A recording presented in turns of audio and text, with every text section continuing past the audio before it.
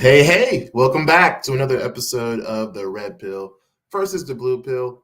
I'm Dr. DeLon Canterbury, founder of the Deprescribing Accelerator, as well as the founder of GeriatRx. So, welcome back. I hope you're doing well. We're diving into how senior facing organizations and businesses need more of our pharmacist expertise to advocate for deprescribing as a part of their care delivery model. So, welcome back. Hope you're doing well.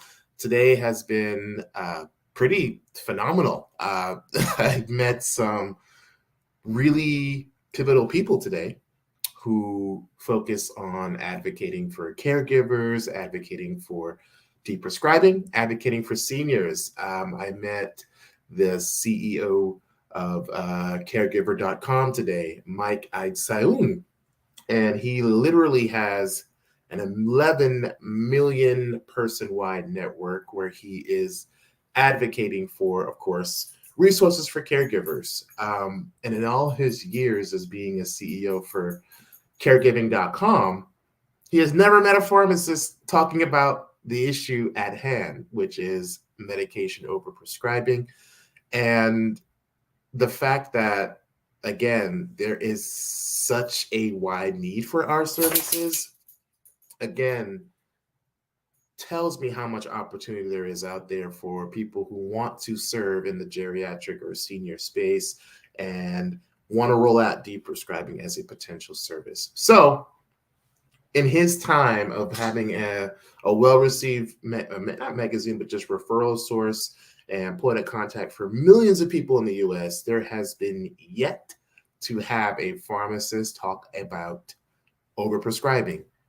And to me, it's mind-boggling because it's like, you think that'd be the first thing we talk about, but it's literally something that's new. And we are talking about rolling out, hopefully, a pilot to see if we can touch more patients' lives using a deprescribing little healthcare questionnaire tool. So more to come on that. But again, guys, we gotta wake up. Like, we have to wake up to this superpower. If there are so many different businesses that are just dying to have someone talk about falls, talk about herbals, talk about OTCs, talk about what may not be necessary as we age, there are evidence-based tools we can use to do this. So the opportunity is now to make the switch. Do not wait for someone else to tell you how to do your job. Just start doing what you want to do and start serving. So I love seeing where deprescribing has taken me, because I can't lie, there's some doors that have opened up just from talking about this issue. And it's exciting knowing that there are literally movements who may not have the word deprescribing, but who are all about this way of delivering value-based care with quality improvement networks, with third-party contractors that audit Medicare claims and audit services rendered by Medicare companies. I had the distinct pleasure to also meet a Mr. Mark Pugh today. Again, he focuses on workman's comp, and he's the CEO of the Work Comp College and has a board of over like 40 different health professionals who are looking for integrative approaches for pain management. So I was delighted in that I would not have even thought about the workman's comp space for deprescribers or advocates for using methodologies that incorporate like biopsychosocial feedback when it comes to pain management or opioid deprescribing. And I mean, this guy, Mark, was brilliant. And he's literally an IT guy who just hated the overuse of opioids. And so in order to help reduce costs and claims for his workman's comp business, he developed software and technologies to basically reduce opioid prescribing before we even had opioid guidelines by the CDC. And this is an IT guy. So he literally developed software, and guess what? You guys have heard of it. It's called TaperRx. And I would not have even thought I'd be on the other side of the guy who developed TaperRx, which is, again, software to help look for deprescribing opportunities and tapering opportunities for medications. But I never would have thought I would have meet like the co-founder of that literally today, just again, in alignment with the deprescribing movement, right? So we're not taught about these business opportunities in school. Like, we're not taught about how to go to senior organizations. We're not taught to like pitch ourselves to nursing homes or independent retirement communities and serve. We're not taught to do this. So it's crazy when I'm seeing people who are like rah rah rah from the fields, like that this is the way to go. But it's even better and more rewarding in that there are other like-minded people who are pushing for more pharmacists to get into this space, for advocating for other models of care, right? Integrative care, functional medicine, mental health. Like, there's so many little facets that we all have a role in. So I want you to dig deep, figure out what you love to do, and make that your deprescribing calling. But I swear to you, these businesses out here need our expertise, whether it's writing a blog to advocate for caregivers. Hey, what's going on, Lisa? Thanks for joining in while you're walking your dog. Hope they are tuning in as well. So appreciate you. But yo, really, it's crazy. Again, the need.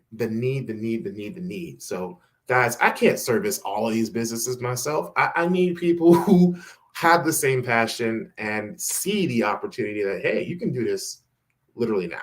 But needless to say, we are taught to think we can only do this level of advocacy once someone tells us to do it, right? Once someone says, here's your job, this is your time from 9 to 5, this is what you got to do for us.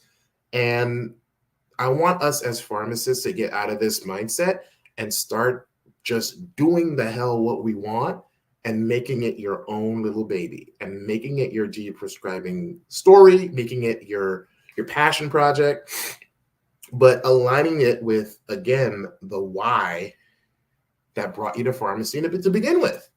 And everyone has their own reasons, but I want you to dig deep and figure out that why and figure out how that may align with your passion for seniors, because it's going to take passion for seniors to make this the mainstay of care.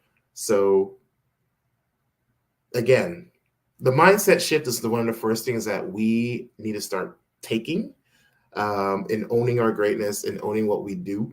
But we have to also start positioning. We got to start talking about the problem. We got to start talking about overprescribing.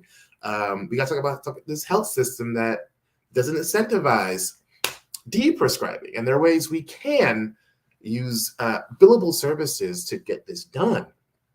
But we got to do a better way of making it the norm with interdisciplinary collaborative practice approaches for medication management, but more importantly, deprescribing. So what do we have to do?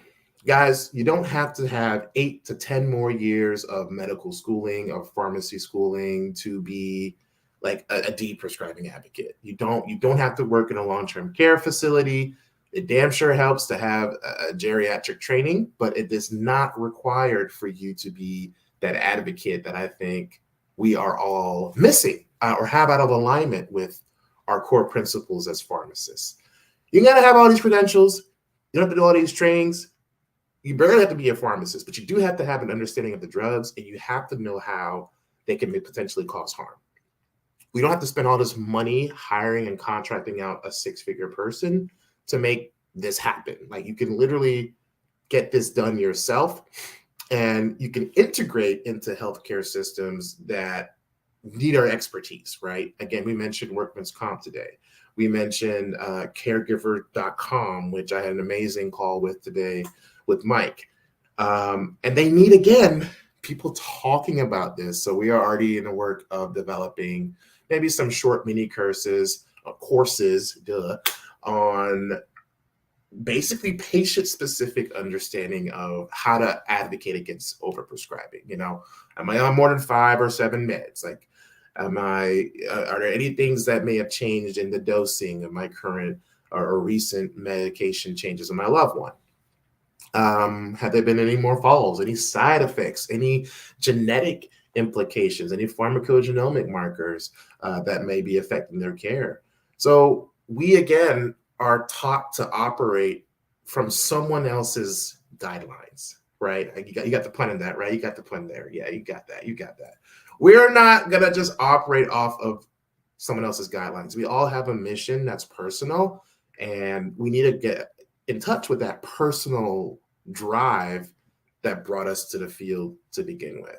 So start making your own rules. Start taking that leap. Embrace what you want to do, but particularly, we have an aging population with less and less and less senior care advocates.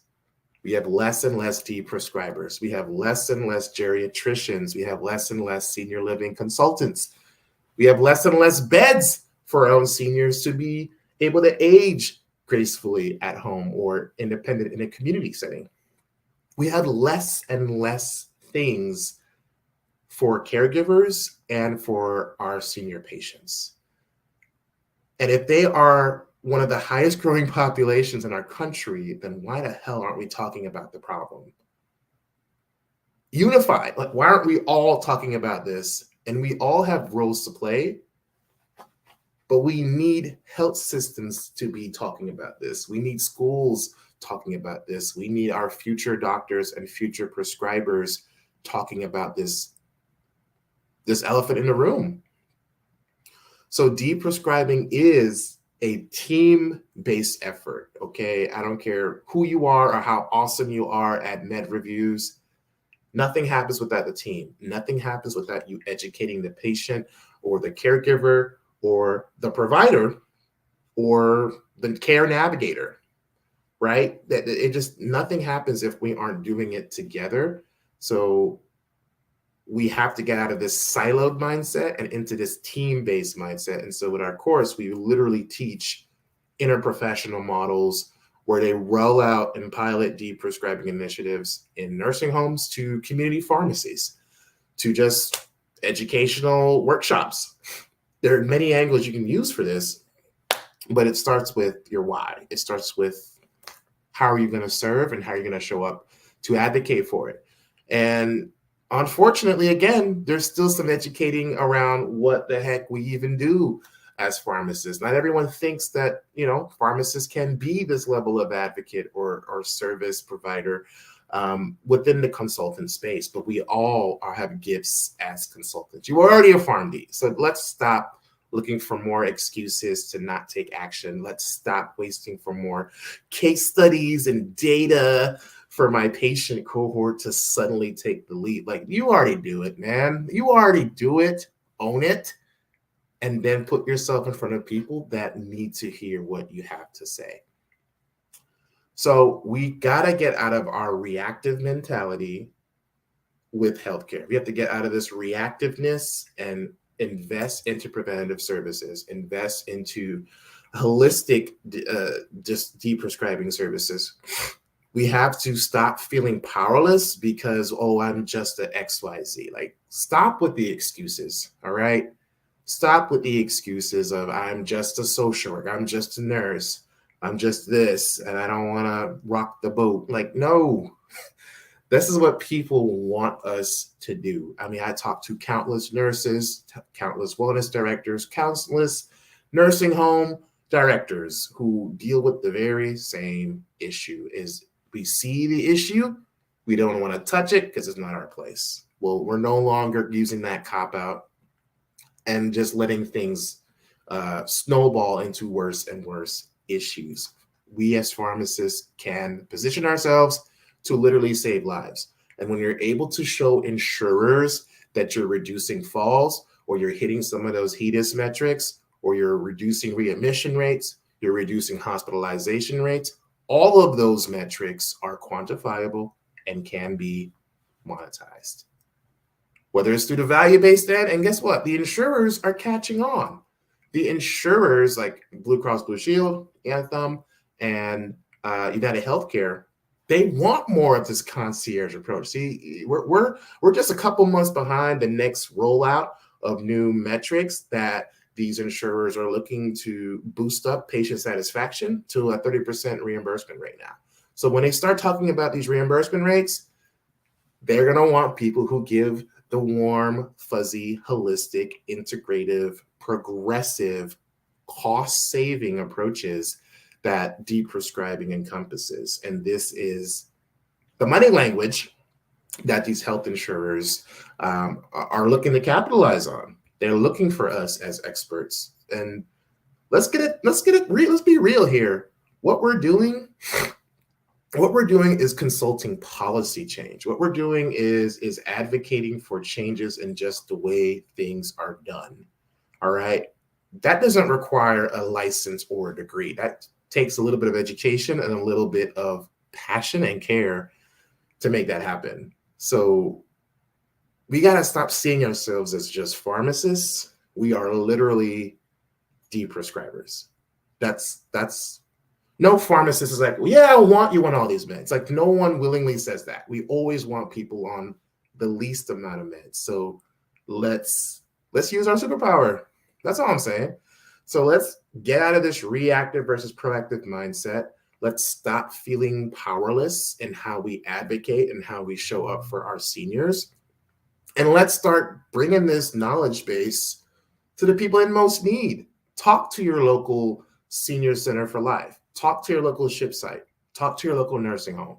Like, talk about partnerships. Talk about getting a grant. Talk about ways we can literally streamline services in communities with most need. Do it. Don't wait for me to tell you how to do it. Like, do it. Do it. We already do it. So just do it. So what we leave people with our Deprescribing Accelerator program is a system, is a basically a process flow on how to implement deprescribing with a number of different geriatric tools and assessments, and of course, adopting team-based models where we're talking about integrating this type of service. We talk about understanding some of the symptoms and side effects that may come from overprescribing or from common geriatric syndromes. We talk about how to pinpoint those markers or red flags. And then we talk about how to further advocate and educate our providers, our prescribers, people who are on the care team, who are seeing it, but don't quite know how to extrapolate this to, say, an adverse event, right? It can be done. It can especially be done when we have collaborative practice agreements in place. It can be done in an independent setting. So it can be done in a retail setting. I think it is a little harder, but it is doable to have models where we talk about getting people off of meds and potentially billing for those services. I firmly, I know for a fact that this ain't going away. And I know for a fact that we are just on the cusp of waking up to this superpower and putting it in front of all types of third-party payers, of all types of insurers, of small health clinics who, again, are looking to reduce and minimize harm as much as possible. And risk mitigation is the game. Reducing harm is the game. So we just got to tie in what we do every day as pharmacists and put that in the lingo of prescribers, of insurers, of the policymakers, and show that as we track these outcomes, as we track our interventions, we're making that lasting impact that we have been dying to do since we got our degrees. So businesses need us. 2 people I met just today were complete testaments to why I talk about deprescribing so much. And it was one, a CEO who just had a passion for opioid deprescribing. And he was an IT guy. And mind you, a Southern IT guy. He wanted me to tell you that. But he's an IT guy. And he literally rolled out a software with GeriatRx and made doctors basically reduce their prescribing habits for opioids. IT guy. And then I have a caregiver guy, CEO, who literally just wants to educate and now pilot a deprescribing program where people can answer questions and assess that they need a consultation or need to talk with a pharmacist or just talk to someone about potential avenues on how to get themselves off of these meds. We're just building an army. So you can come now, you can come later. Look, I'm not pressed, but what I do care about is our seniors. And the mission is growing. And I love getting validation. I love meeting people in the same space that prove that what I'm saying is true. So you gotta take my word for it. We're not going away. But we'll be back tomorrow for another episode. They need us. Businesses are going to be saving money and rolling out a whole new type of model of service when they start unleashing the power of their deprescribing pharmacists. So, want to know how? Apply to join our Deprescribing Accelerator. Deadline is going to be September 16th. We max out at about 5 to 7 people. We'll meet once weekly starting that week, going into early December. So it's a 3-month, 12-week long program. And you'll learn those tips and tricks along the way to get you to the right path of leveraging yourself and monetizing deprescribing. So hope this was great. Thank you all for tuning in. Much love. And we'll be back tomorrow for another episode. All right. Take care.